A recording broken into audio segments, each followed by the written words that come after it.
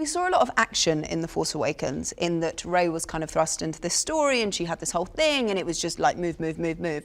So Ryan, in The Last Jedi, for Rey at least, has made it more of a kind of emotional exploration.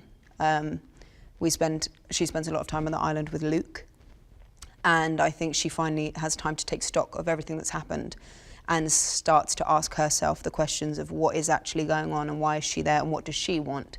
Because so far it's mainly been what other people want, and she's kind of just had to do the right thing, which was do the thing and take the lightsaber to Luke and everything.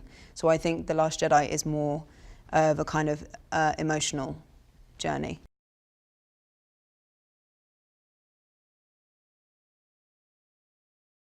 I think Rey's expectations at the end of The Force Awakens are much like the whole audience's.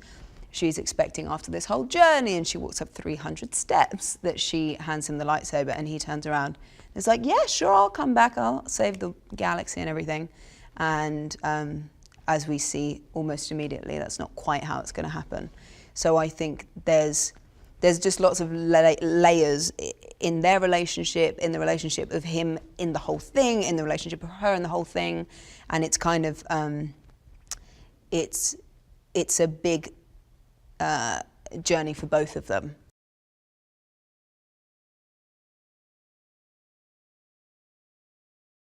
I remember working with Adam so clearly. The first day, I think the first day I worked with him, we did the torture scene. And he was so, and it's hilarious because obviously their relationship is the most contentious, is that the word? But he was the most kind, generous person to work with. He said thank you at the end of the day, and there was a moment where I was kind of like struggling to get the emotion, and he gave me so much time. I didn't ask him, he just saw it. He is wonderful. So the fact that I got to work with him more this time was really, really great.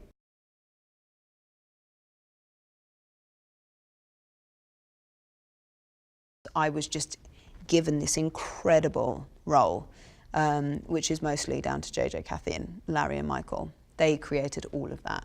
And with the arrival of Rose, who's played by Kelly, and Laura Dern plays a wonderful role, and obviously Carrie still, and Gwendolyn, it's becoming richer and richer, and it's brilliant to be part of.